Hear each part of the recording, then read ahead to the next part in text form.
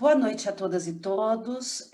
Eu sou Flávia Santana, vou conduzir a nossa entrevista de hoje, mas antes eu gostaria de falar um pouquinho sobre o Elabora e o Elabora em Rede.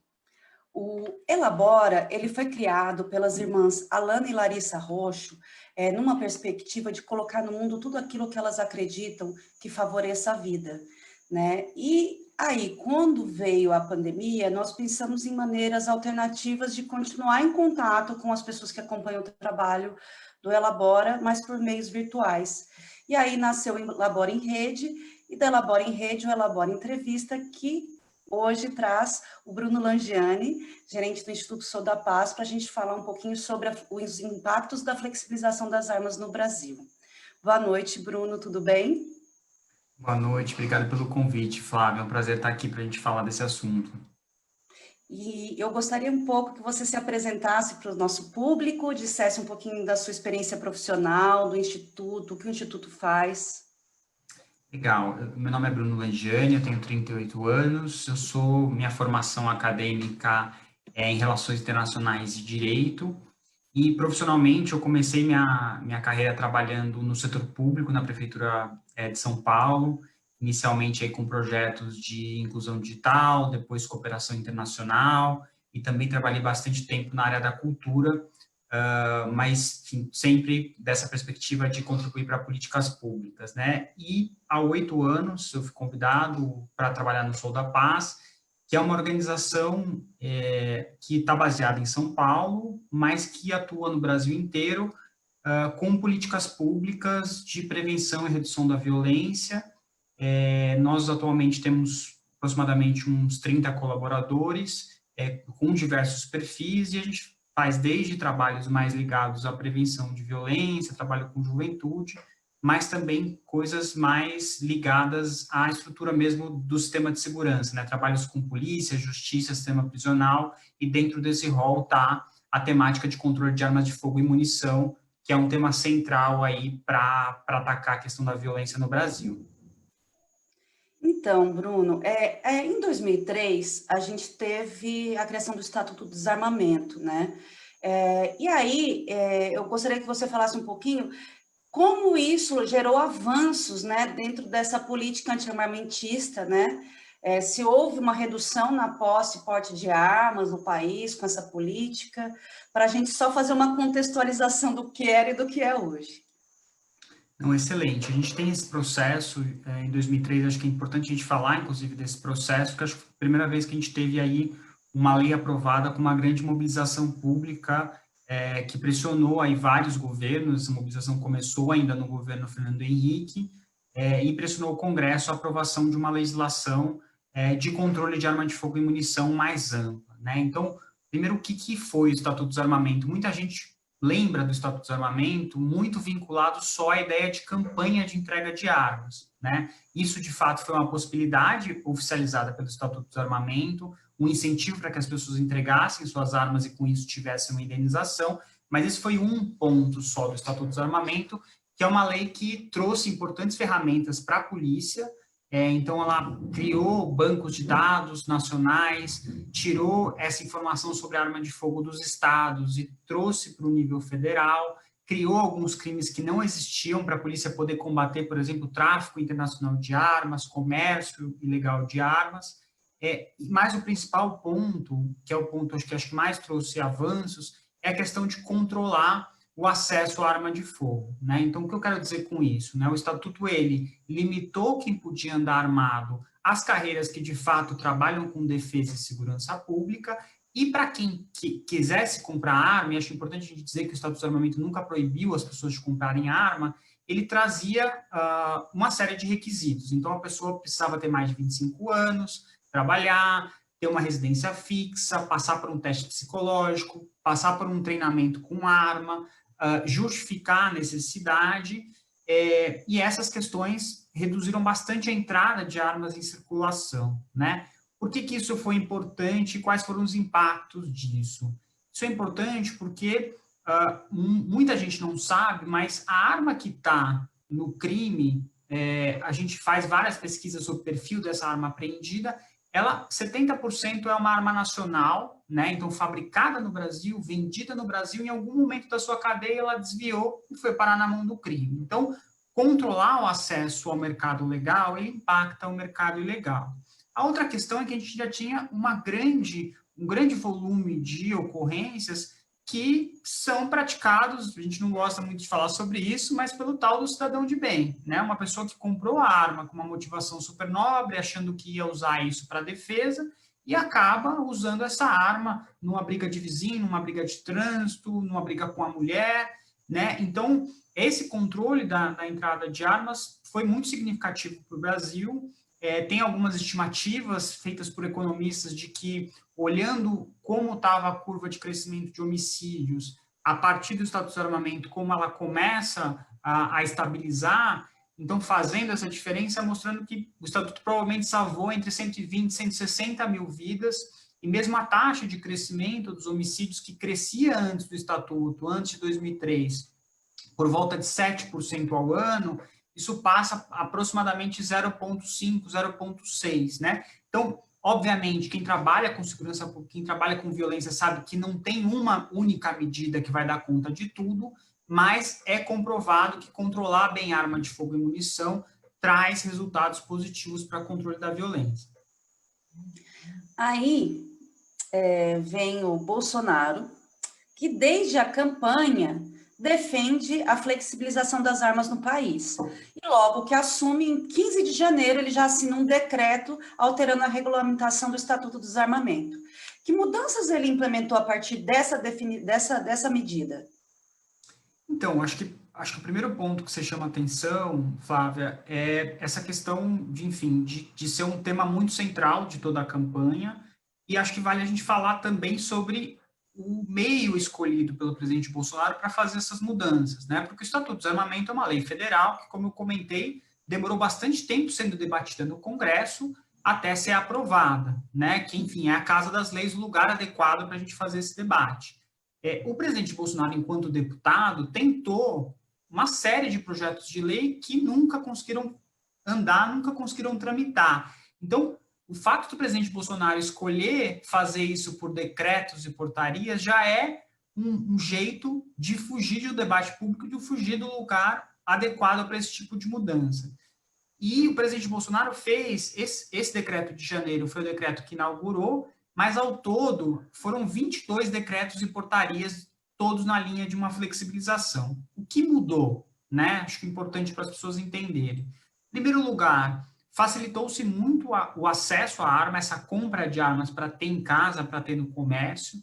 Então, os requisitos, por exemplo, alguns foram dispensados, como essa questão de você passar para um delegado da Polícia Federal a justificativa do porquê você está comprando essa arma, então isso foi abandonado. E, além disso, você tem um aumento da validade desse registro que é bastante preocupante. Então, pelo Estatuto do Desarmamento, logo na primeira regulamentação, você tinha que, depois da autorização da compra, a cada 3 anos, da mesma forma que a gente renova a CNH para dirigir, você tinha que comprovar que você continuava apto a manusear essa arma. Isso passou para 5 anos no governo Temer e o Bolsonaro passou agora para 10, né? Então, isso é inclusive um problema, o Conselho de Psicologia está discutindo isso, porque é impossível você dar um atestado psicológico para alguém e falar que 10 anos ela está apta para usar uma arma de fogo, né? Então, essa foi uma das mudanças. A outra mudança bem preocupante é a questão do tipo de arma que é acessível para o cidadão. Então, houve um aumento de 4 vezes na potência das armas de calibre permitido, que são acessíveis para a compra do civil. Isso faz, acho que também para trazer alguns exemplos, faz com que as pessoas possam ter em casa, muitas vezes, armas mais potentes do que a da própria polícia, né? Então, calibres com .40, 9mm, que eram só de uso da polícia, só de uso do exército, hoje em dia podem, o teu vizinho pode ter uma arma dessa, seu ex-namorado pode ter uma arma dessa, né? Além disso, aumentou muito a quantidade de munição, o que é bastante preocupante também, né? A gente tinha antes 50 munições por ano por arma que a pessoa podia ter, isso passou para 200 e só não passou para 600 porque houve uma portaria derrubada na Justiça depois da fatídica reunião ministerial. E, além disso, acho que esses são alguns dos pontos, mas, como eu disse, assim, são 22 decretos e portarias, então é muito extenso, mas acho importante a gente falar da categoria dos CACs, né, que são a categoria de caçadores, atiradores, colecionadores esportivos, que é controlada pelo Exército, e é uma categoria que recebeu a maior parte das benesses, né? Não por acaso a gente tem o presidente e os filhos como atiradores esportivos, esse grupo muito apoiador das campanhas, e eles receberam uma série de vantagens e privilégios, então facilidade para abrir clube de tiro, o número de armas é muito absurdo, né? Então, um atirador esportivo agora, independente se ele é iniciante, se ele é profissional, ele pode ter até 60 armas de fogo, sendo 30 de uso restrito, o que inclui fuzis. Então, assim, mesmo as pessoas que às vezes tinham alguma restrição contra o estatuto, achava muito restrito, olham para essa regulação e falam, olha, isso não faz sentido, né? Por que uma pessoa se vai autorizar de cara 60 armas e para cada arma dessa de 1.000 a 5.000 munições por ano? Então, é uma coisa bastante absurda, e o próprio presidente, assim, o fato de jogar com várias portarias, decretos, algumas publicadas, revogadas no mesmo dia, vai e troca, também acaba gerando um cansaço nas instituições que poderiam colocar um freio nisso, né? Então, o Senado conseguiu fazer o presidente retroceder em um dos decretos, o decreto de maio do ano passado, que inclusive tentava dar ilegalmente porte para algumas categorias, mas aí o presidente retrocede e republica isso de um outro formato. Então, muita gente acaba nem conseguindo compreender tudo o que aconteceu e, obviamente, isso é algo que joga a favor dessa flexibilização, que é algo, enfim, da nossa perspectiva, muito preocupante, tanto de um cenário de segurança pública quanto do cenário da própria manutenção da nossa democracia. Com certeza, sem dúvida nenhuma. Aí, depois eu quero falar um pouco mais sobre essas portarias, mas antes eu queria falar sobre 17 de setembro de 2019, quando o Bolsonaro sanciona a lei que amplia a posse de armas em propriedades rurais, né? Então, na sua opinião, primeiro, que interesses ele está servindo, né, nesse caso, né? Se essa medida, vocês têm algum dado que mostra que essa medida tem aumentado a violência no campo? Então, acho que é muito difícil, a gente não tem os dados de violência no campo consolidados, mas é uma medida muito preocupante no seguinte sentido, né? Acho que a arma em propriedade rural, né, se a gente for pensar num pequeno sítio, ela é até mais justificada do que a arma em ambiente urbano. Mas essa mudança que foi feita, ela é muito preocupante porque ela coloca essa possibilidade do uso da arma em toda a extensão da propriedade, sendo que no Brasil a gente sabe que tem algumas propriedades rurais que são maiores que alguns estados, né?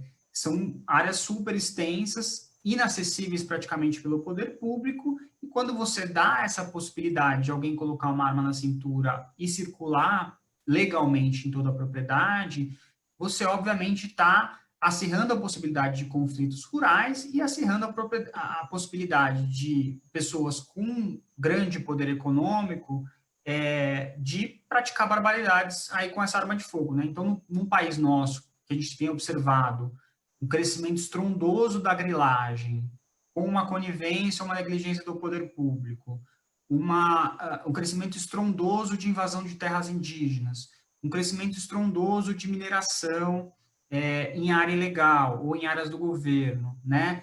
Então, esse é um tipo de autorização que claramente gera um impacto em todas essas atividades. E mais do que isso, né?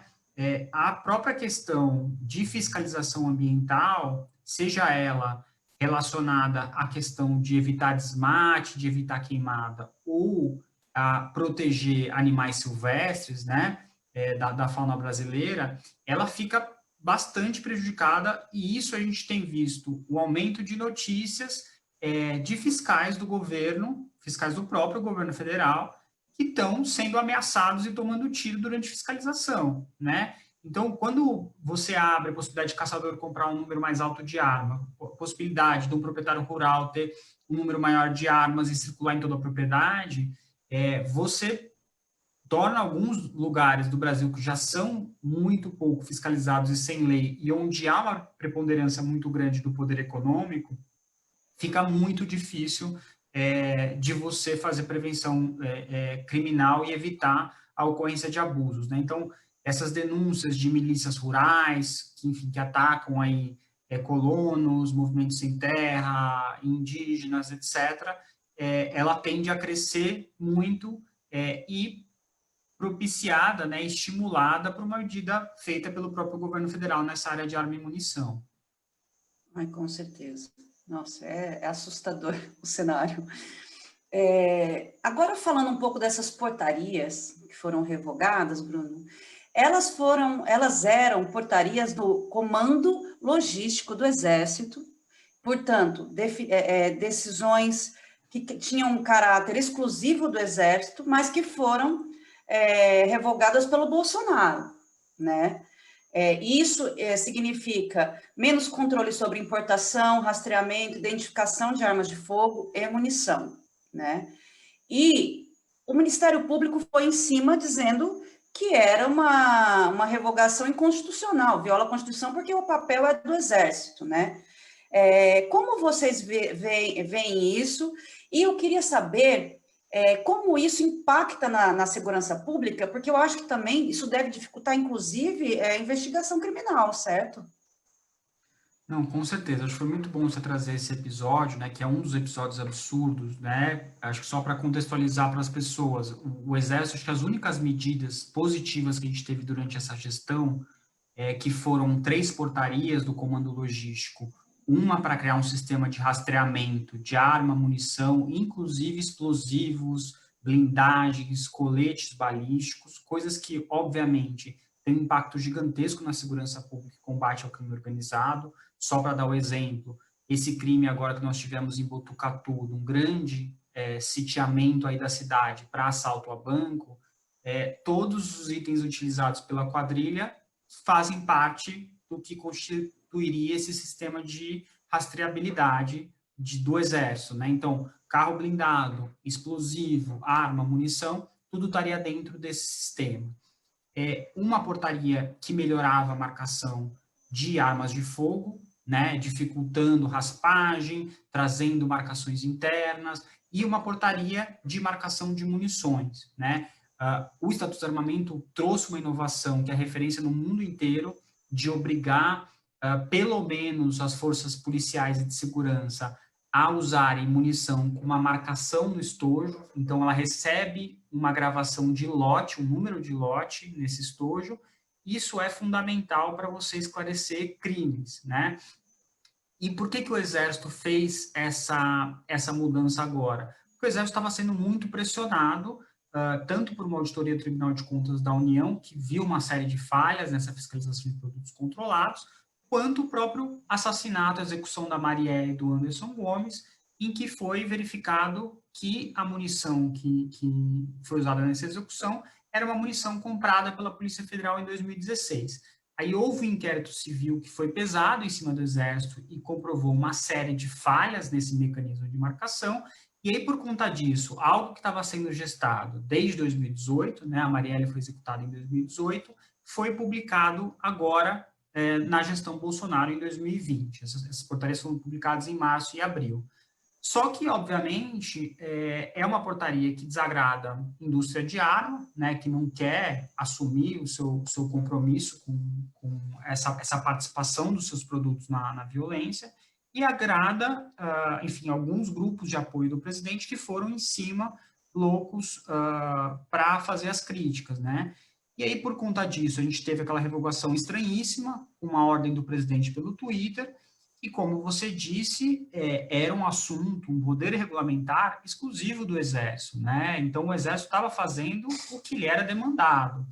E aí está um processo, né? O Ministério Público abriu investigação sobre isso. Esse assunto está correndo no Supremo Tribunal Federal, está correndo também no Tribunal de Contas da União, mas acho que o mais grave de tudo é que, ao fim e ao cabo, o Brasil está hoje sem regras de marcação de armas e munições, porque o presidente não queria desagradar alguns grupos de apoiadores, né? Então, o trabalho para esclarecer crimes por parte da polícia, para esclarecer homicídio, para combater tráfico de armas, ele fica absolutamente prejudicado sem esses mecanismos, né? Acho que só para trazer um exemplo muito prático do que essas portarias trariam, ela possibilitaria você pegar um pacote de munição, né, uma embalagem de munição vendida, e no Brasil a gente atualmente só tem uma fábrica que fica em Ribeirão Pires, da Companhia Brasileira de Cartuchos. Você permitiria pegar uma embalagem dessa, como a gente pega, por exemplo, uma embalagem de carne, uma embalagem de ovo, e com um código, um QR Code, etc., saber exatamente quem deveria estar com essa munição, né? Eu peguei essa munição com um criminoso, se eu tivesse essa possibilidade, eu podia falar, olha, essa munição foi vendida para a loja na cidade X, foi vendida para o CPF do cidadão Y, e, obviamente, você facilita muito o combate ao tráfico de armas e munições. Só para dar um exemplo, Flávia, esse crime, massacre bárbaro que aconteceu em Suzano, a polícia encontrou embalagens de munição com os adolescentes que fizeram o massacre, né? Mas, como não tem esse mecanismo, né, hoje, e não tinha à época, você não consegue saber quem foi a pessoa que desviou essa munição que acabou gerando o maior massacre dentro de uma escola no Brasil. Então, isso é de um tamanho absurdo que está acontecendo no Brasil, e todo um absurdo que é para privilegiar grupos privados, né? Então, quem trabalha bem com arma e munição, mesmo quem é atirador esportivo, enfim, quem é policial, e está dentro da lei, isso é algo que não traz nenhum empecilho, ao contrário, é algo que é positivo. Então, se você retirar isso, é algo que só beneficia a criminalidade, só beneficia crime organizado, milícia, quem desvia, quem trafica, o mal policial que está pegando arma de dentro e desviando, o mal militar que está pegando arma do quartel e desviando. Para essas pessoas é uma maravilha o que está acontecendo. Menos para a população em geral, né? Com essa política armamentista, houve queda da destruição das armas no país? E existe algum estudo do Instituto sobre isso? Então, houve uma queda muito preocupante no primeiro ano do governo Bolsonaro na destruição de armas, e isso é algo também muito preocupante, porque tradicionalmente, acho que quem acompanha o noticiário, a gente vê que é muito comum você ter desvios em delegacias, em fóruns da justiça, de armas apreendidas, né? Pela lei, você tem a obrigação de que o exército faça essa destruição, né? Mas você tem uma participação muito importante dos estados no sentido de trazer uma guarda segura disso e do judiciário de dar uma destinação, né? Só que esse é um tipo de movimento que ele pode muito bem ser acelerado, ser mais bem cuidado com uma ajuda federal. Então, na época do general Vilas Boas à frente do Exército e da Carmen Lúcia no CNJ, houve um termo de cooperação e um esforço muito grande, tanto do Exército quanto do Judiciário, de fazer uma mobilização para reduzir esses estoques, né? Isso é fundamental porque a gente, enfim, o trabalho de retirada de arma de circulação, para a polícia apreender uma pistola, para a polícia apreender um fuzil, é um esforço gigantesco, não é algo que você, enfim, sai na rua, aborda uma pessoa e pega. E aí, quando você tem um desvio num fórum que leva 200 armas, 400 armas, quando a gente compara com a apreensão, é a mesma coisa que você jogar o trabalho de meses da polícia no lixo, né? Porque essa arma volta diretamente para a mão do crime, né? Então, muitas vezes tem uma crítica, enfim, dos grupos armamentistas de que essa arma podia ser utilizada, etc. Só que, na prática, já existe um mecanismo para a polícia aproveitar armas boas para serem incorporadas, mas a verdade é que a esmagadora maioria das armas que a polícia apreende são piores do que a polícia tem, né? Esses fuzis mais novos, pistolas mais novos, elas, felizmente, ainda são exceção no cômputo geral. Então, ficar armazenando por muito tempo, guardando por muito tempo, só aumenta o custo do poder público e aumenta o risco dessa arma sumir, né? uma coisa é você cuidar numa delegacia, num fórum, do estoque de 30 armas. Outra coisa é você cuidar do estoque de 5.000. Estoque de 5.000 ninguém cuida, né? E aí começa, um estagiário desvia, alguém desvia, porque onde tem arma é um ponto de atração para grupos criminosos como um todo, né? Com certeza. O Instituto Sul da Paz, ele tem dados sobre o aumento da posse e porte de armas no Brasil a partir da ascensão do Bolsonaro e dessa política armamentista toda? Sim, a gente tem feito, assim, tradicionalmente, mesmo antes do governo Bolsonaro, a gente costuma monitorar os registros de armas da Polícia Federal, os registros de armas no Comando do Exército, a compra de munição em geral, e, de fato, o que a gente tem visto, especialmente em 2020, acho que não tem paralelo em momento nenhum da história, né, desde quando a gente fez todo esse acompanhamento, né. Mesmo nos períodos em que praticamente não tinha nenhum tipo de regulamentação, década de 80 e 90, a gente está vendo um crescimento até maior do que essa época.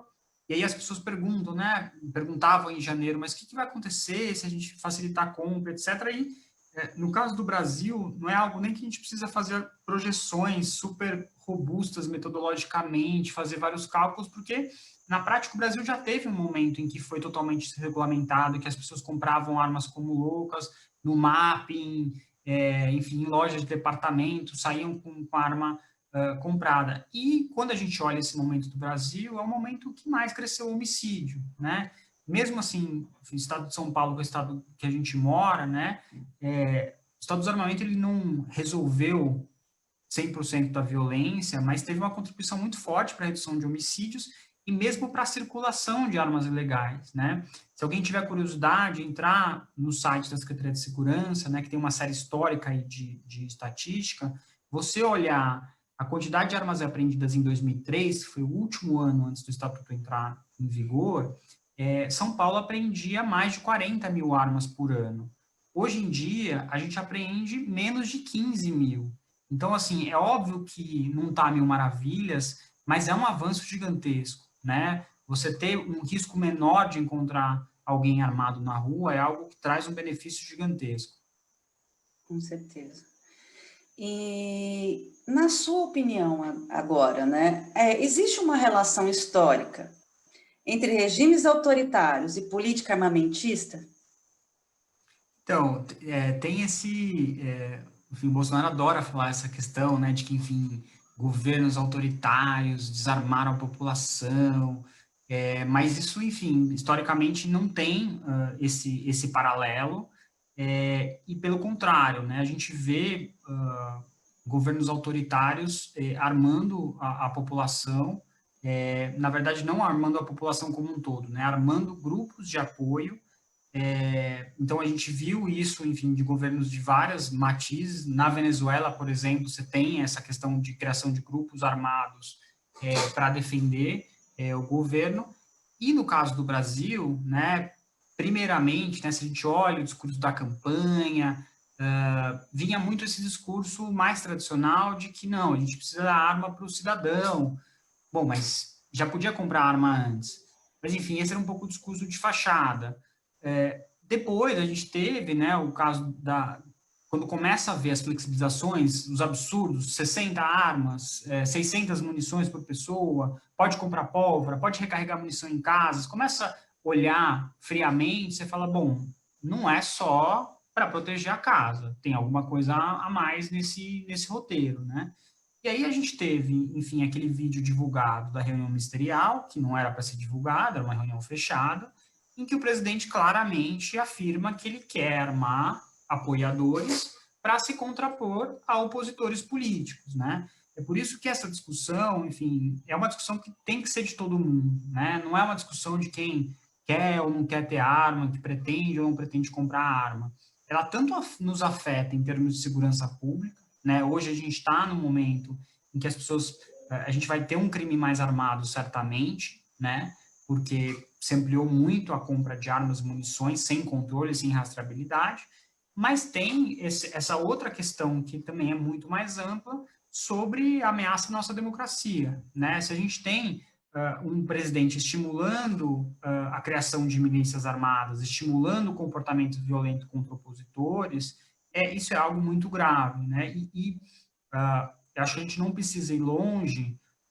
Se a gente for olhar o que aconteceu, por exemplo, em Michigan, agora durante a pandemia, você teve um estímulo aí de militantes armados invadindo o que seria equivalente à nossa Assembleia Legislativa para colocar arma e pressionar e ameaçar legisladores a tomarem a decisão que eles achavam que teria que tomar, né? Então, isso não é democracia, né? Acho que o primeiro ponto. O segundo ponto é que, assim, às vezes as pessoas acham que a gente está exagerando, né? Só que quando a gente olha o monitoramento sobre compra de munições, por exemplo, os grupos civis hoje já compram mais armas do que compram mais munições do que forças armadas, do que várias polícias, né?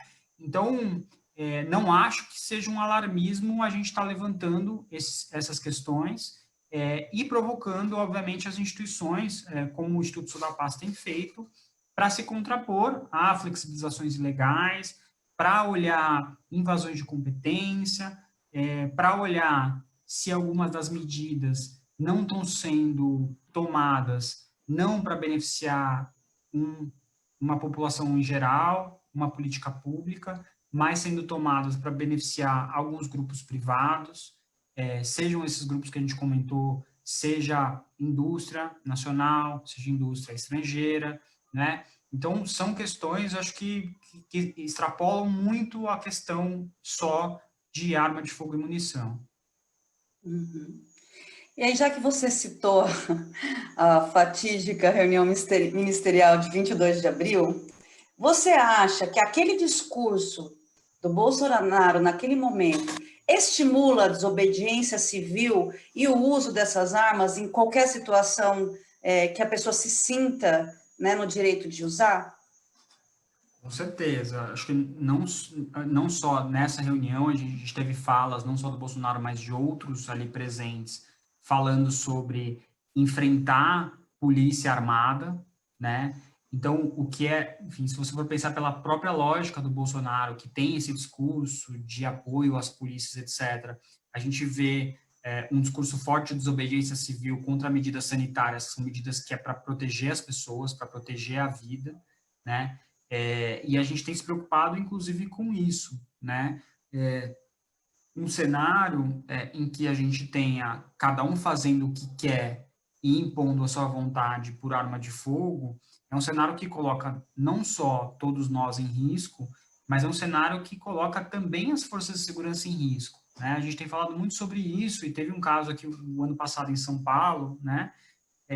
Da polícia, enfim, um patrulheiro normal, alguém ligou 190 por conta de uma briga, por conta de uma venda mal sucedida num carro, num condomínio, um bairro rico de São Paulo. A polícia chegou, bateu um papo com todo mundo, como normalmente faz, para saber se ia ter um acordo, para saber se ia conduzir para a delegacia.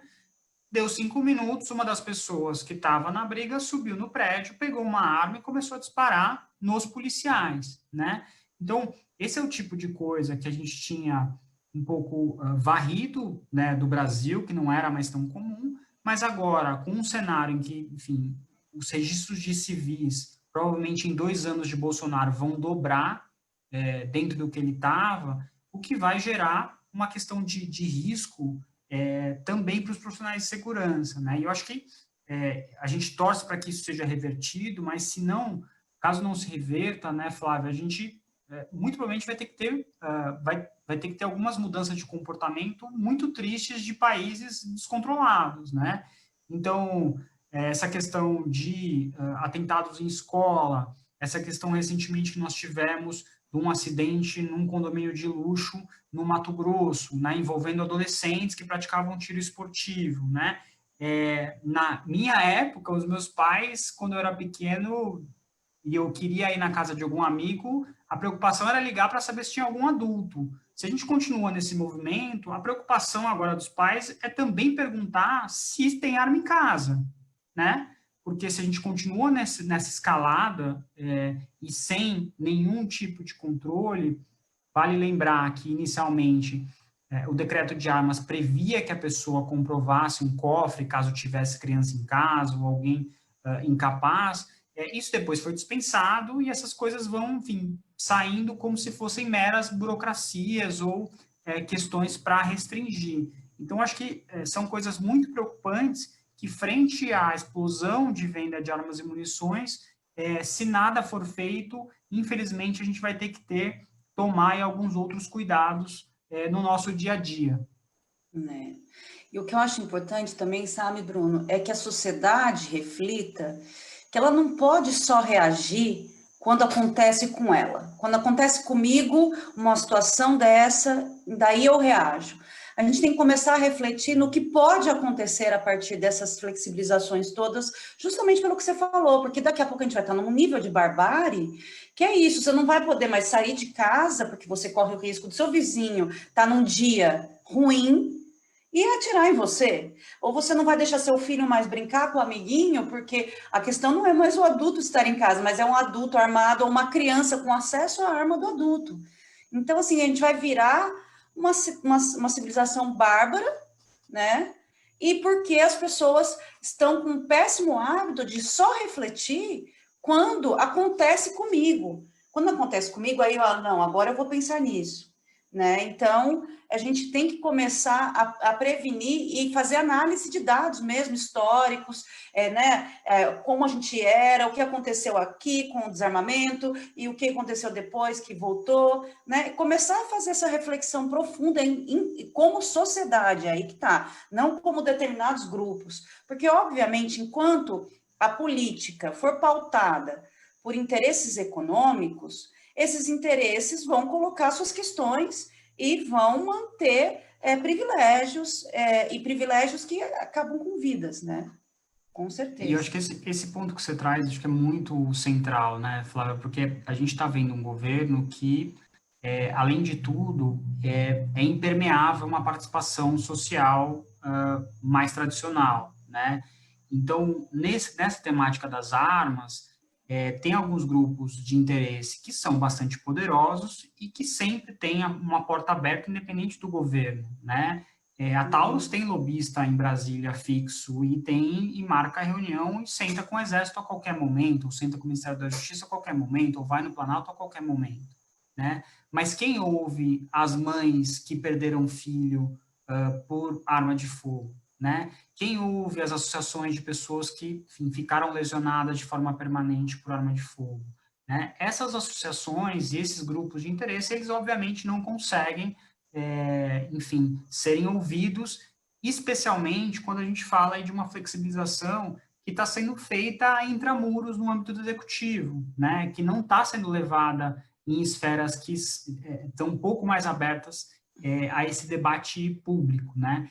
E acho que essa temática da arma de fogo, acho que é muito importante, porque várias vezes as pessoas, enfim, ficam no nível apenas do discurso raso, né? Então a pessoa tem que ter arma para defesa, eu vou comprar arma para defesa da minha família, etc. Enfim, eu trabalho 8 anos com esse tema, acompanhando notícias, fazendo pesquisas, etc. E, em geral, qualquer tragédia dessas que a gente vê todo dia no jornal, o motivo da compra foi super nobre, né? Às vezes a pessoa achava que de fato ia usar aquela arma para defender a família, mas acabou usando a arma para matar um vizinho, né? Então, acho que a gente precisa refletir bastante com o que de fato traz de impacto esse tipo de política, né? E a gente falou muito da questão do homicídio, né? Mas a arma dentro de casa, que é o que mais cresceu no Brasil, ela tem impactos também para autolesão, né? Enfim, não à toa, a taxa de suicídio entre policiais que têm um acesso à arma diário, ele é muito superior ao cidadão comum, né? Então, tem uma série de pesquisas mostrando, enfim, se você tem o acesso à arma numa questão de depressão, com ideação suicida, que é uma coisa muito impulsiva, você fica muito vulnerável, e no caso da arma de fogo, falando de suicídio, ela não tem segunda chance, né? Às vezes envenenamento, pular de algum lugar, você tem a possibilidade de salvar a pessoa. No caso de arma de fogo, em geral, é mais de 90% de pessoa que tenta, que consegue cometer, enfim, consegue converter isso numa morte, né? Uhum. E eu acho até importante a gente, essa parte da questão da casa, porque eu conheço várias histórias de pessoas que tiveram essa intenção de, quando adquiriram uma arma, de proteger sua casa, porque moram numa região de risco e tal. E o que acabou acontecendo foi justamente uma tragédia, porque a pessoa, primeiro, a arma ela não vai estar, ela não pode estar tão acessível, né? E aí, quando você, digamos que você consiga pegar essa arma que não está tão acessível quando chegam na sua casa, tentam entrar na sua casa. O que O bandido não acontece, a toca a maior parte do... campainha, né? Exato, né? E aí, o que acontece, a maioria das vezes que eu ouvi histórias a esse respeito, ou a pessoa, além de assaltar uma casa, o assaltante leva a arma, né? A pessoa acaba fornecendo material para o tráfico e para né, o indivíduo que está ali furtando, roubando, e, ao mesmo tempo, muitos acidentes acontecem, porque quando você tem uma arma, a predisposição de quem entrou na sua casa é muito maior para te matar, ou tentar te matar, do que não, você não armado, né, Bruno? Como vocês podem falar, você puder falar um pouquinho sobre isso, sobre essa realidade, essa falsa ilusão de proteção que a arma traz? Então, acho que esse é um ponto central, né? De fato, enfim, a maior motivação da compra de armas é a pessoa, enfim, achar que vai estar mais protegida, né? E, só que a realidade aí, enfim, principalmente desse crime patrimonial, né, do roubo, enfim, geralmente esses ataques acontecem com o fator surpresa, em superioridade numérica, né? O que faz com que essa possibilidade de você ter aqueles vídeos maravilhosos de internet, de reagir, matar todo mundo, etc., é bastante baixo, né? Especialmente porque, geralmente, as pessoas com arma em casa treinam muito pouco com essa arma, não estão preparadas para fazer o uso no momento de estresse. Então, as pesquisas que mostram, né, questão de reação a roubo, inclusive pesquisas feitas no Brasil, tem um artigo muito bom do IBCCRIM, quem se interessar, mostram que a chance de você reagindo armado, de tomar tiro, é muito maior do que quem não está armado numa situação de roubo, né? E tem uma outra questão que é a própria, enfim, das pessoas que andam armadas, né? Quando a gente conversa, e a gente, na nossa atividade diária, fala muito com policiais, tem muito policial, inclusive, que opta por não transitar com arma ou não usar arma na folga, né? Por uma questão muito simples. Quando você está armado, andando na rua, o teu nível de alerta ele tem que ser muito superior ao normal. Então, se você entra num ônibus, você não pode sentar em qualquer assento. Se você vai num restaurante, você não pode escolher qualquer mesa. Você não pode estar de costa para a porta, né? Então, e eu acho que, enfim, a gente tem exemplos, inclusive, do presidente Bolsonaro, né? O presidente Bolsonaro teve uma moto roubada, estava armado, levaram a moto e levaram a arma. Então, nesses casos, enfim, se levar só a arma, ainda está bom, mas em muitos desses casos, a pessoa rendida e está armada, ela vai ser executada, né? Como muitos policiais, infelizmente, são, enfim, quando se descobre que está armado. Então, tem uma ilusão muito forte, mas não é algo que dá para ser para todo mundo e não é algo que é banal, né? Em geral, o desfecho não é muito positivo. Porque, assim, por exemplo, no caso da casa, se você deixa num lugar acessível, as pessoas da casa estão correndo risco, porque é isso, uma criança pode pegar, né, alguém despreparado pode pegar e causar um acidente fatal, inclusive. E se você não deixa acessível, o que acontece é que a pessoa também, né, pode acontecer de, na hora que entra alguém na sua casa, você não vai estar preparado para responder. E aí você vai estar com uma arma de fogo e o que pode acontecer é que pode acontecer um outro acidente fatal, porque o cara que entra na sua casa vai estar muito mais disposto a te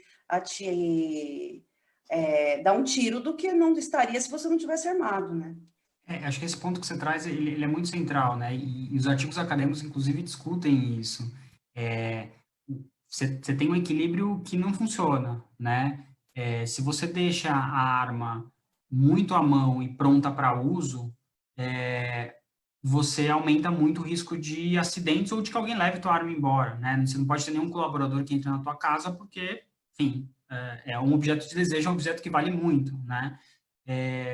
E, ao mesmo tempo, se você deixa essa arma bem guardada como é o correto, né?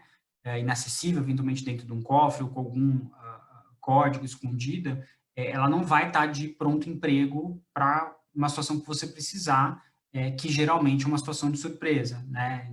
Como eu disse, ninguém toca a campainha para avisar que está entrando na sua casa. Então, de fato, tem esse problema. E, assim, mesmo as pessoas que têm arma em casa, né, tem essa fala de que não, se os criminosos sabem que está todo mundo desarmado, não há um receio de entrar nas casas, etc. Mas, assim, na prática, os roubos de residência, em geral, os criminosos, enfim, sabendo que há o risco, né, e existem muitas pessoas com arma, eles não pulam na casa para ver, né? Eles esperam alguém chegar e entram com alguém rendido. Então, você vai estar com uma arma em casa e entra a sua mulher com uma arma, com uma pistola na cabeça, quem vai reagir, né? Entra seu filho com uma pistola na cabeça, quem vai reagir? Então, enfim, o que as pessoas imaginam é uma coisa, a dinâmica de como acontecem os crimes em residência é totalmente outra. Com certeza.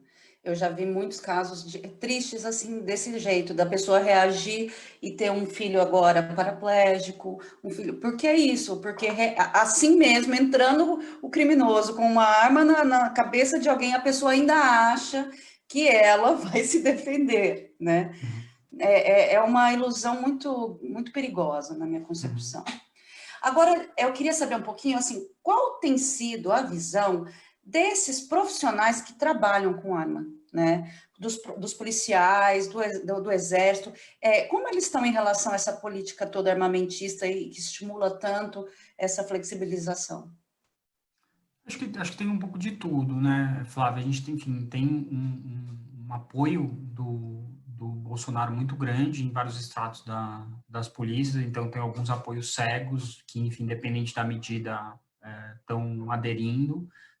Mas, assim, quem tem um trabalho mais diário com combate ao tráfico de armas, com esclarecimento de homicídio, está muito preocupado, tanto porque tem uma memória do que já aconteceu com o Brasil no momento de grande expansão de posse de arma, como por, enfim, ver perder alguns mecanismos fortes desse combate, né? Então, enfim, você revogar portarias de melhoria de marcação, de rastreamento, é algo que, assim, para quem está no dia a dia, tentando prender traficante de arma, tentando descobrir rota de arma, tentando esclarecer homicídios super difíceis relacionados a crime organizado, são mais obstáculos aos 500 obstáculos que esses profissionais já têm que lidar no dia a dia, né? Mal remuneração, pouco treinamento, pouco equipamento e algumas coisas que são pré-requisitos para o trabalho dificulta muito, né? Então, eu gosto de dar um exemplo que acho que é bastante concreto, que a gente não tem, tradicionalmente no Brasil, um uso expansivo de fuzis pelo crime, né? A gente tem o Rio de Janeiro, que acho que é um ponto fora da curva, e mesmo no Rio de Janeiro, os fuzis são 6% de toda a apreensão, né? O crime normalmente é cometido com arma curta, revólver e pistola, mas por que que o fuzil ele não estava tão presente no Brasil? Ele não estava tão presente porque o mercado legal de fuzil no Brasil, diferentemente dos Estados Unidos, era super restrito. Você tinha alguns grupos policiais com essa arma, militares, né? Então, você tinha pouca possibilidade do crime acessar essa arma de fogo. Por isso que ela tinha que ser trazida ou sim do exterior, né? Isso fazia com que essa arma chegasse muito cara no Brasil, uma questão de oferta e demanda, né? Então, um fuzil no mercado legal custava 50, 60 mil reais. Então, não é qualquer grupinho criminoso ou gangue que consegue ter. Agora, o Bolsonaro liberou fuzis para alguns grupos de civis. Então, você acha já alguns sites anunciando fuzil por 15 mil reais, né? Se o PCC, Comando Vermelho, tinham que trazer um fuzil de fora pagando 50, o que vai acontecer com a possibilidade de você ter um fuzil entregue dentro do território nacional por R$ 15.000, né? A gente sabe o que vai acontecer, né? Vai ter, enfim, gente se infiltrando para comprar, vai ter gente pagando laranja para comprar, e, de novo, as pessoas acham que a gente está exagerando, mas o executor da Marielle, que está preso, o Rony Lessa, que é ex-policial, ele tinha um certificado de registro de colecionador e atirador esportivo. Então, ele fazia suas atividades ilegais de pistolagem, etc., muito provavelmente beneficiado com essa possibilidade de comprar uma série de coisas que um cidadão comum não pode comprar. Então, assim, de novo, não precisa trabalhar nesse tema, não precisa ser especialista em segurança. Enquanto você tem um fuzil que custava 50 mil no mercado legal sendo anunciado por 14, vai dar problema. Com certeza, não tem nem por onde. E diz uma coisa, Bruno, vocês já têm algum dado de aumento da violência a partir dessa flexibilização? E eu pergunto mais, quais são os setores da sociedade que têm sido mais impactados por essa flexibilização de armas? Por exemplo, houve aumento de feminicídios por arma de fogo, por uso de arma de fogo, por exemplo? Então, a gente teve, quando a gente olha aí a questão dos homicídios no Brasil, a gente teve dois momentos só de queda, né? A gente teve um momento de queda em 2004, 2005, logo após o Estatuto do Desarmamento, e depois ele dá uma estabilizada ou cresce muito, muito pouco. E aí depois a gente teve uma outra queda em 2018, né? Ainda no governo Temer, teve a criação da lei do Sistema Único de Segurança Pública, e ainda teve o rescaldo dessa queda em 2019, que inclusive o governo usou para dizer que, bom, a gente flexibilizou e por conta disso está caindo, etc. Lembro O que dessa acontece? propaganda por Sérgio Moro, Pois fazendo é, essa fizeram essa propaganda. propaganda, usaram bastante, publicaram no Twitter, etc. Quando foi já no final já de 2019, essa curva já começou a subir de novo e a gente vem continuando a ver esse aumento. Então, as parciais que a gente tem sobre homicídios em 2020 já falam aí de um aumento de 9, 10%, que era parte esperado por conta dessa explosão na venda de arma e munição. Agora, o homicídio no Brasil, né, Flávia, a gente sabe, ele já tem um impacto diferenciado em alguns grupos, né? Então, Uhum. especialmente jovens, moradores de periferia e negros, a taxa é muito maior, muito superior do que toda a população, né? Então, isso é mais uma crueldade desse tipo de política, porque fala-se aí da liberação das armas, pessoal batendo palma, etc., mas assim, vamos ser muito claro, uma arma nova custa de 4 a 5 mil reais, e a gente tem aí um contingente gigantesco de desempregados. Então, para uma esmagadora maioria da população, mesmo que funcionasse e não funciona, a arma não está disponível. O que vai estar disponível para determinados grupos vai ser o tiro. O tiro está disponível, né? E especificamente da sua pergunta, né? Em geral, as mulheres morriam mais por arma branca, esganadura, etc., do que os homens, né? Mas a gente tem visto um aumento de feminicídios de 2 anos para cá, e isso, enfim, casa muito com essa questão da arma em ambiente doméstico, né? Porque o que o Bolsonaro conseguiu flexibilizar muito fortemente foi esse registro da posse de arma, que permite ter arma dentro de casa. Então, é preocupante essa questão do feminicídio, mas a gente chama atenção para outro problema que a gente precisa falar, Flávia, que muitas vezes, no contexto de violência doméstica, a arma ela não é só usada para disparar, ela é usada para ameaça, né? Então, enfim, o agressor usa essa posse de arma para ameaçar a mulher, para ameaçar os filhos, e isso ajuda a perpetuar uma situação de violência, né? Então, uma situação de violência que poderia ter um destino mais curto, né, da mulher, de fato, ter essa força, que é muito difícil, tem uma série de fatores, né, que jogam contra, mas ter essa força para deixar essa relação, quando entra a arma de fogo, muitas vezes ela entra como um elemento aí para não deixar com que esse ciclo de abuso seja interrompido. Né? E essa é uma visão extremamente interessante. Eu nunca parei para pensar nisso. Como mulher, assim, sempre a gente tem uma reflexão que a gente não faz e que é fundamental. Nunca tinha E parado para aí, pensar nisso.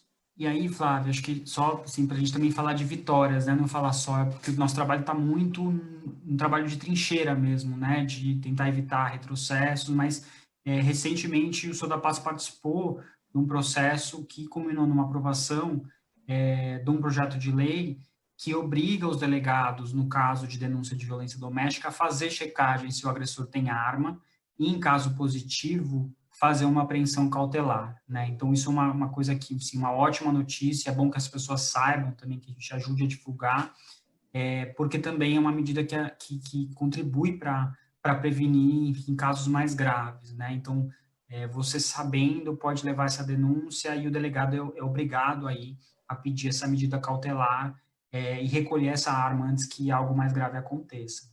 É isso, você acaba interrompendo esse processo, né, de violência e num cenário, né, como este bárbaro que a gente está vivendo, realmente é uma vitória incrível, nossa, né? Agora eu queria falar do outro lado dessa história. Quem, para você, são os principais favorecidos por essa política armamentista, né? E qual a relação entre o presidente, né, o seu grupo, o grupo que está no poder, não só o presidente, né, porque é um grupo todo que está no poder, né, e essas pessoas, né? Então, assim, ela tem impacto, por exemplo, no acesso de armas de fogo para grupos milicianos, ou para o crime organizado, né? Ou enfim, quem são os grupos favorecidos por isso e que interesses estão por trás, que relações estão por trás, né? No meio político aí. Eu acho que o primeiro grande grupo que ganhou com esse pacote de medidas, acho que é a indústria de armas, né? Claramente, a gente, se você olhar, e a Taurus tem, enfim, ações na bolsa e divulga aí balanços, eles estão, enfim, soltando rojão, porque foi o melhor semestre de venda na história da Taurus, que estava tomando uma série de processos, porque a arma é de péssima qualidade, e, enfim, estava, enfim, gerando indenizações, né? E acho que vale a gente mencionar que alguns integrantes do governo já foram eleitos com dinheiro na indústria de armas, né? Então, o Onyx Lorenzoni, que por muito tempo ficou na Casa Civil e agora está em outro ministério que participou ativamente na Casa Civil de várias flexibilizações, ele foi eleito quando deputado federal com dinheiro de indústria de armas em mais de uma legislatura, né? Então, para a gente também não achar que tem uma ingenuidade aí nessa brincadeira, porque não tem, né? Então, a indústria nacional, acho que quem estava mais bem posicionada para aproveitar, né? Então, quando libera, ele já, enfim, já tem lojas, já tem produção, já tem rede de distribuição, é quem mais favorece, mesmo Bolsonaro tendo liberado aí a entrada de estrangeiras, o que está acontecendo um pouco mais devagar. Depois disso, você tem alguns grupos, enfim, de amantes de arma, né? Esses grupos de coleção, tiro esportivo, etc., que, enfim, tradicionalmente se aliam muito fortemente ao presidente, então agradar esse grupo dar, enfim, mais apoio político, é reforçar seu apoio político, mas com essa preocupação, né, de que a gente, enfim, teme uma ameaça muito grande de você usar esses grupos com acesso gigantesco à arma para milícias políticas, e com um atirador podendo comprar até 60 armas, você não necessariamente precisa que todo mundo compre, né? Você usa uma pessoa e consegue montar em um grupo inteiro. E, por tabela, quem está se beneficiando com essa flexibilização, aumento de cota de munição, menos marcação, menos rastreamento, são grupos criminosos, né? De várias matizes. Aí, enfim, todo mundo ganha. Você tem, enfim, grandes crime organizado ligado ao tráfico, crime organizado ligado à milícia, porque, de fato, facilita muito a vida, né? Você não precisa aí correr o risco de andar 2.000 quilômetros com um carregamento de munição escondido no carro. Você usa uns laranjas, desvia, pega daqui, pega dali, pega de clube de tiro. Teve uma flexibilização muito grande para essa questão de recarga caseira de munição, o que é algo absolutamente preocupante, porque você perde completamente o controle, você perde completamente a rastreabilidade, para além do risco ambiental e risco de explosão, né, de você estar com pessoas aí, pode ter um vizinho, né, a gente teve recentemente num condomínio também no estado de São Paulo, um engenheiro que tinha a fazer recarga de munição e explodiu a casa, né? Então, são uma série de flexibilizações que, para além desses riscos, facilita muito o fornecimento de arma e munição para o crime. Então, a gente não sabe, não pode dizer 100% de certeza que isso foi intencional ou não foi intencional, mas independente de conseguir ou não comprovar a intenção, são esses grupos que estão se beneficiando. A gente falou, à medida em que você permite que armas que antes eram de calibre restrito possam ser compradas por civil, você barateia essa arma no mercado ilegal, né? Então, a gente deve observar também uma migração no perfil da arma do crime comum, né? Essa arma que às vezes você pega, enfim, que você estava sendo assaltado com uma arma de brinquedo ou com um revólver, vai mudar o perfil dessa arma na mão do crime, né? Então, essas são as questões que a gente deve observar, infelizmente, já no futuro próximo.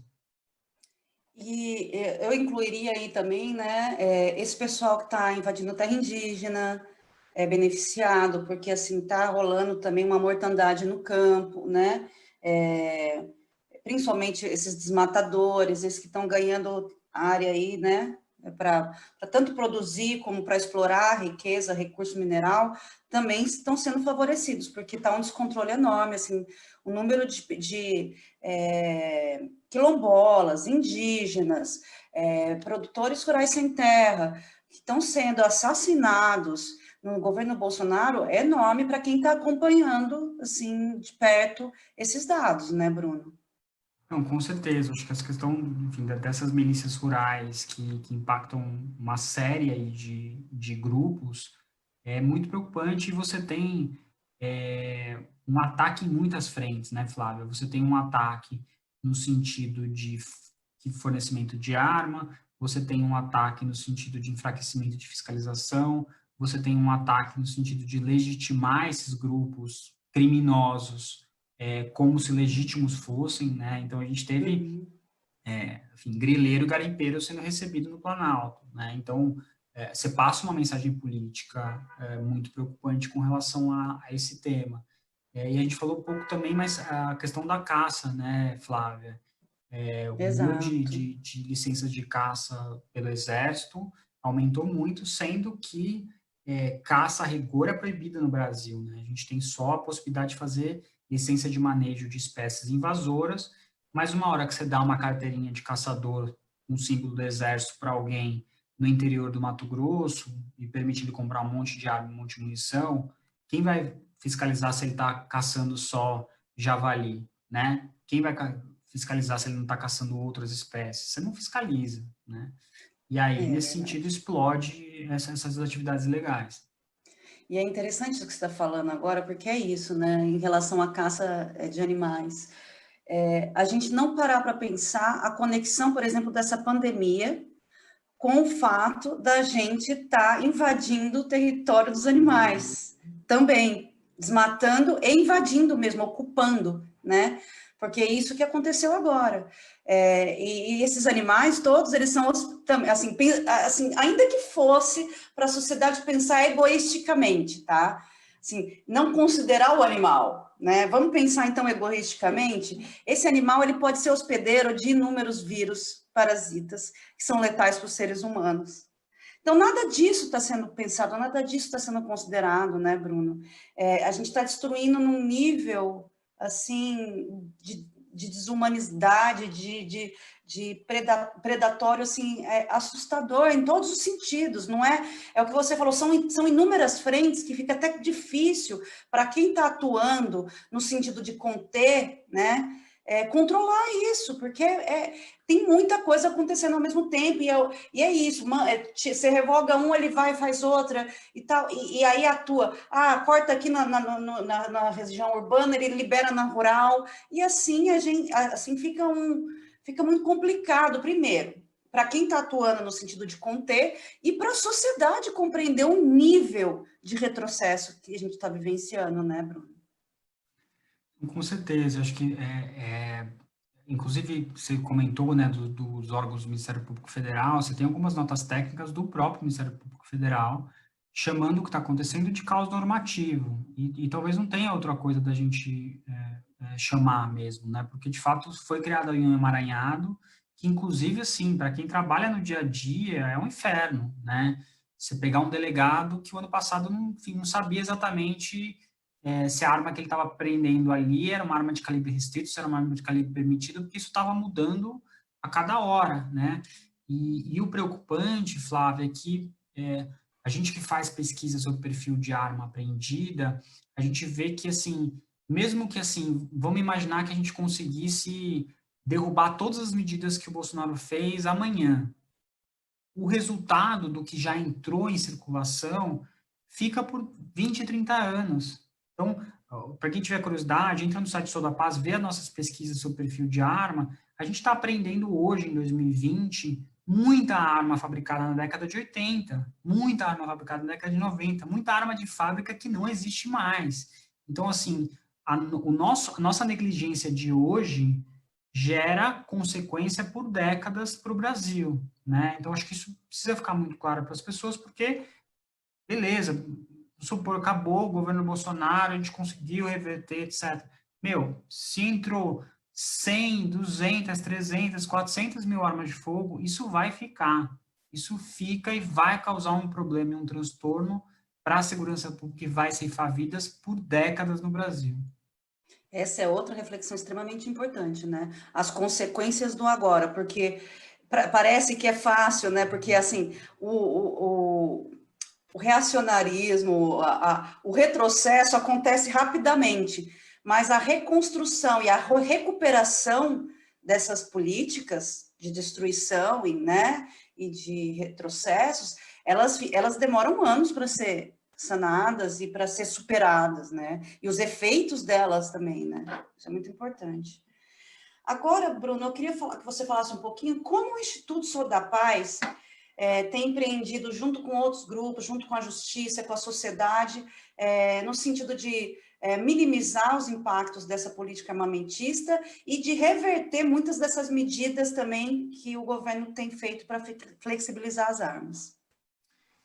Acho que a gente tem diversas frentes de trabalho, né? Tem uma frente de trabalho tradicional do Sou da Paz que, assim, em que medida a gente consegue fazer com que as polícias façam o trabalho da melhor maneira possível. Então, com a legislação que tiver, como a gente consegue apreender mais arma, fazer um rastreamento, fazer um bom combate, fazer uma perícia boa, esclarecer crime. Isso a gente faz há 20 anos, vai continuar fazendo.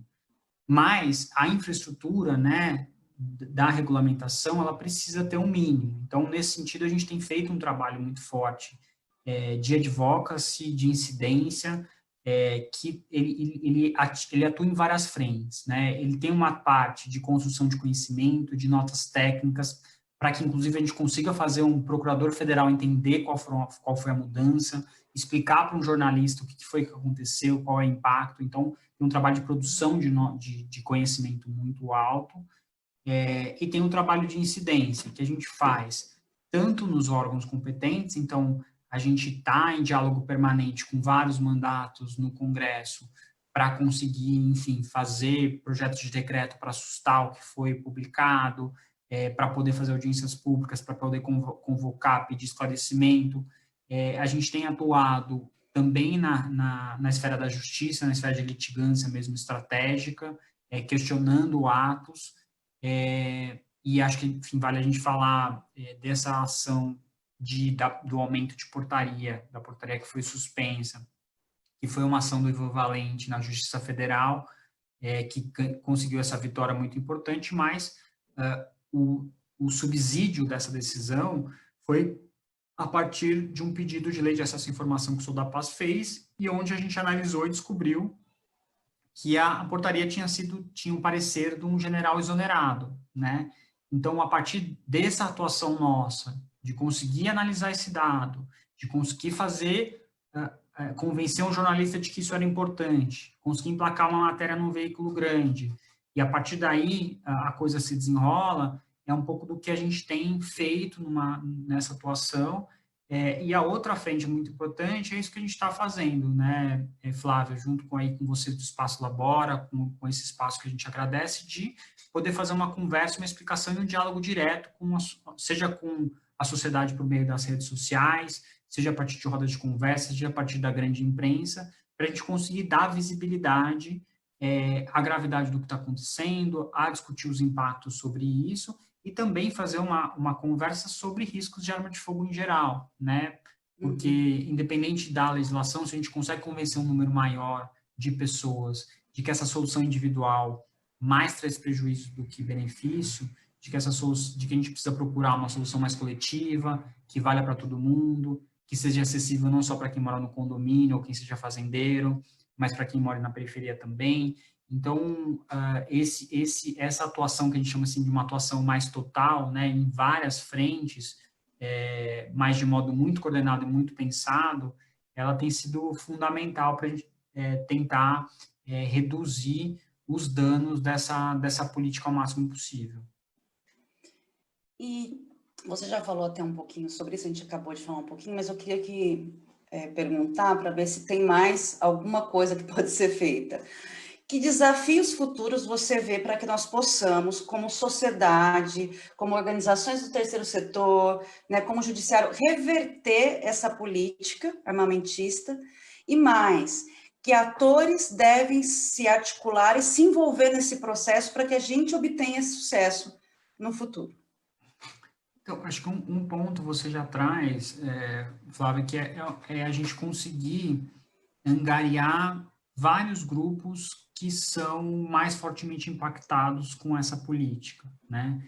Então, obviamente, a gente discutiu isso em vários momentos, mas, assim, conseguir trazer grupos feministas, conseguir trazer movimento negro, conseguir trazer grupos campesinos, conseguir trazer... A gente está fazendo agora um movimento com grupos que defendem a fauna, né, que estão contra a caça ilegal. Então, primeira coisa, esse assunto, ele não pode ser um assunto de uma ou duas organizações, né, ele precisa ser um assunto de uma rede mais ampla, porque impacta todo mundo. Acho que esse é um primeiro tema.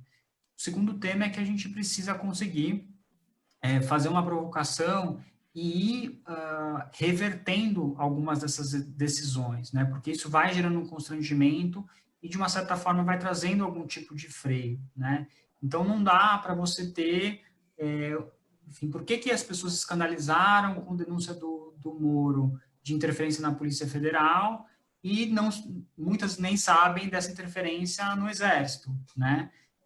Então, esse tipo de discussão e de freios a gente precisa conseguir trazer, e acho que também uma parte fundamental é entrar numa esfera de responsabilização também, né? De dar visibilidade a esses absurdos e de conseguir responsabilizar algumas pessoas, né? Porque esse tipo de política, você não faz 22 portarias e decretos sem a ajuda de uma burocracia estatal, né?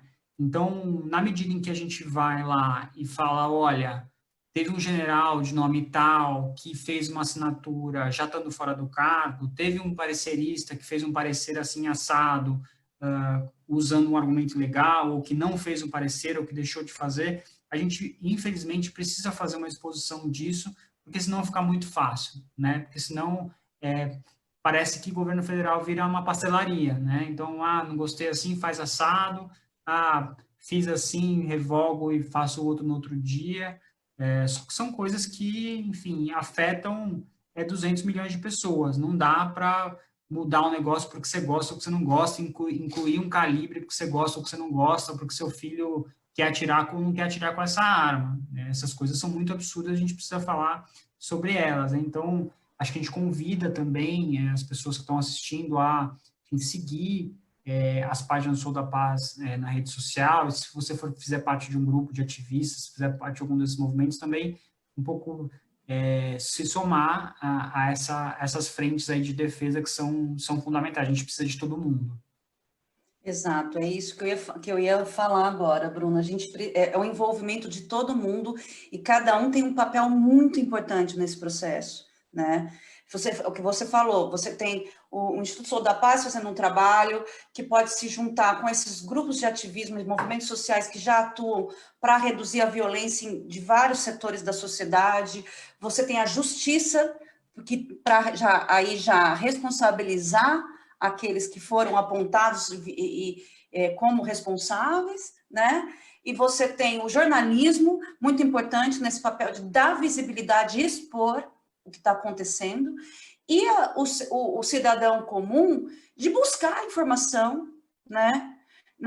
De não só ficar assim, isso é legal, isso é bom, a partir da sua perspectiva individual, né? Assim, olha, busca informação, né? Vai procurar saber, tem muita fonte de informação importante, e pensar mais coletivamente, não individualmente. Não deixar para pensar nisso a hora que uma tragédia acontece na sua família, com você, né? Porque é isso, uma hora a gente vai ser exposto e vai ser obrigado a pensar, que não seja num momento de tragédia, né?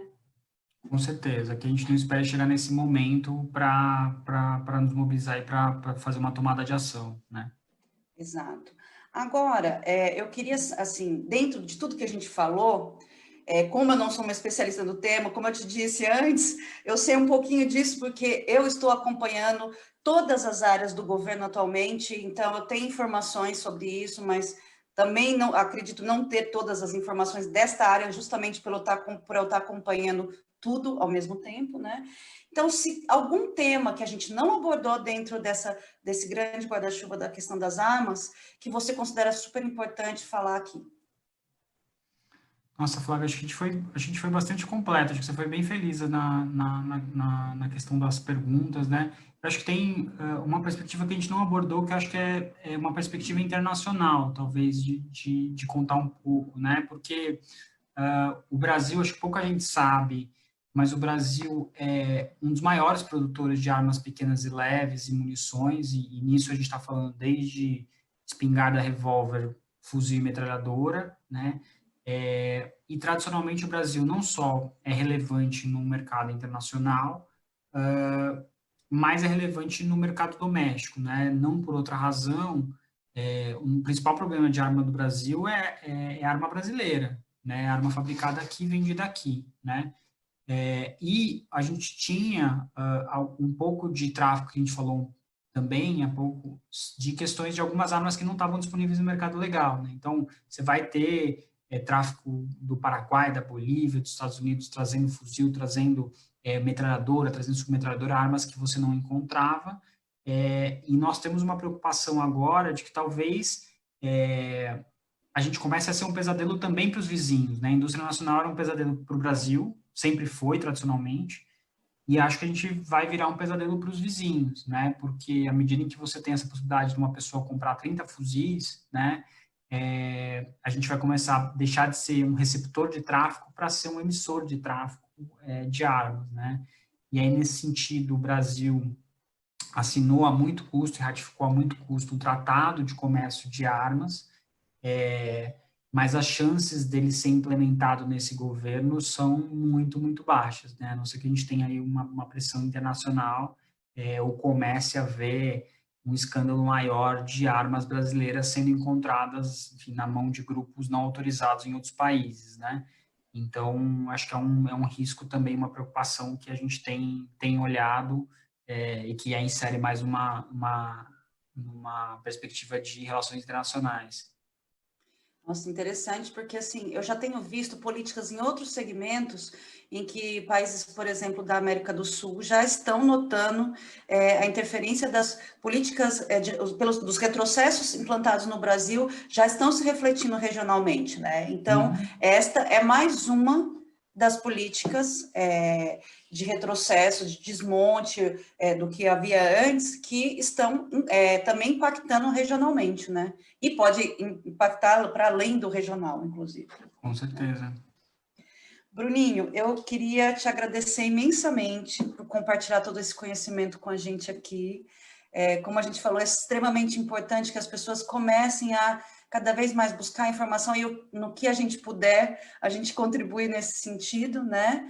Então, eu queria te agradecer, primeiro porque eu estava com muita saudade de você, fazia muito tempo que a gente não se falava, e agora se falar para você compartilhar um conhecimento tão importante que você tem, né, com a gente, com o nosso público, e agradeço também ao Sol da Paz pelo trabalho importantíssimo que desempenha na sociedade, né, neste momento, e mesmo antes disso, já trazendo esse histórico todo, porque a gente também não pode nunca analisar uma coisa só no nosso tempo, né, é importante mesmo você ter base de comparação histórica para isso.